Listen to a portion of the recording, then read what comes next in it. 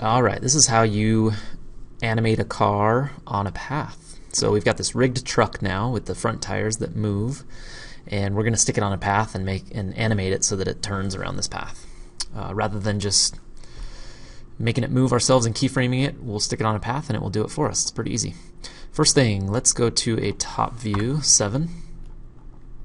And yours is probably turned around. Let me turn mine back around. Okay, so you got the front facing down. Regular click over here to put your target over here on this left side, and we're going to add a path. So come down here to add menu, a curve, and path. Okay, it's really small over there. So zoom in on it a little bit and click tab to go into edit mode, and it's got 4 points. So let's grab the far left one, G to move it. Let's move it up here. Grab the far right one, G to move, and let's move it down here. And move the others like that so it's going up and down. We're going to make it a little bigger, so let's move it a little further out. Space them out pretty evenly. Grab the middle one now, hit G and pull it way out here so we've got a curve on our path. We're also going to add a couple points, and so click on the top one and E to extrude, and extrude it out so that it goes back straight, and do the same to the bottom one, E, so that it comes straight. Okay, move this up a little bit so the curve's not so harsh. Okay, so now let's go back out to object mode, tab on the keyboard, and there's our path, my path. And it's going to go straight, curve back, and then go straight again. So let's put this truck on the path. Right click on the truck to select it, not on the bone structure, but on the truck. Go to the properties, the box over here, and we are going, actually nope, not yet. Go to the constraints tab. Go to constraints, and we're going to add a follow path constraint. That will make it follow the path, but we have to choose a path. The target is going to be our only path on there, this NURBS path that we added. Okay, now it's up there. Yours might be on the bottom, might be on the top, doesn't matter which direction it goes as long as it's going one of the directions.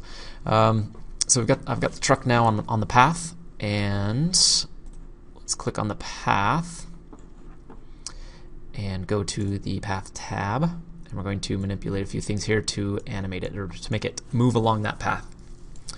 So first thing, in fact, let's go back to the truck real quick. Truck constraint, we have to make it follow the curve, so make sure you click that right there. I almost forgot, and then it does put it backwards.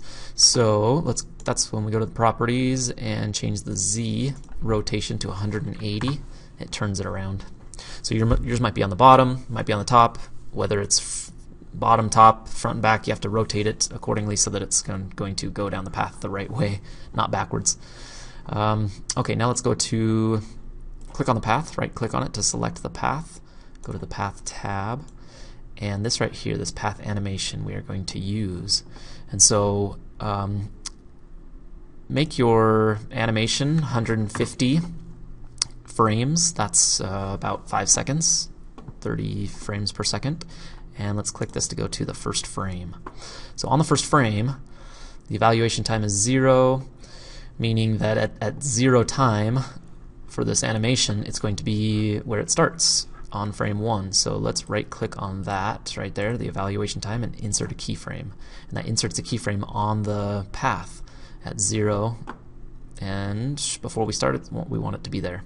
Now click this button to go to the end of the timeline, the last frame, 150, and this evaluation time we want it to go to 100%, so type 100, and that means it's all the time has expired, 100% of the time has been used, and that's going to take it to the end of the path. And then we're going to set another keyframe, so right click here, insert keyframe, and then if I play it, it should follow the path because I clicked that follow path button. And that's a pretty easy animation. We just chose a path for it and it follows it. Now there's one other problem that we have. If you zoom in on it closely and watch it, you'll see that problem hopefully. play it. It doesn't look very real for a couple reasons maybe, but the main reason is because the tires don't turn. Okay, cars can't turn without the tires moving, and that's why we rigged it, to make the tires turn. So, pause it. Now we just go to the rigged part of our truck, click on this bone that's extruding out of the tire, and it should have the constraint on it to only rotate a certain direction and only a certain amount. And so we're going to keyframe that just like we would keyframe any animation. So bring it to the first frame, and then you just have to keyframe it and move it accordingly. And you know how to do that. I'm going to let you do that. I will show you one little trick, because if you only put, let's see, so if I move this along the timeline, right there, I know it's curving, so I'm going to go to my top view 7 and hit G to turn the tires, and that looks about right to me. You can kind of just eyeball it and set a keyframe. So I'm going to hit I and location, rotation, scale. I'm going to put that down here so I don't have to choose it every time. Now there's a keyframe there. I should go back. I should have put one originally at the beginning where it was straight, so I'm going to put the tires back straight and hit I, adds a keyframe.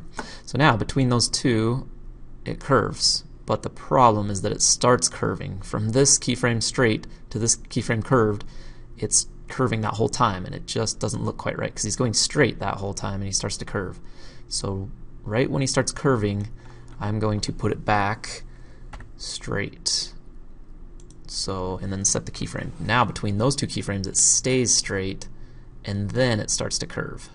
So beware of that. I'm going to be watching for that on the grading. So it needs to follow the path, but the tires need to follow it accurately. And that's really all there is to it. The rest I will let you do and figure out. Looking good.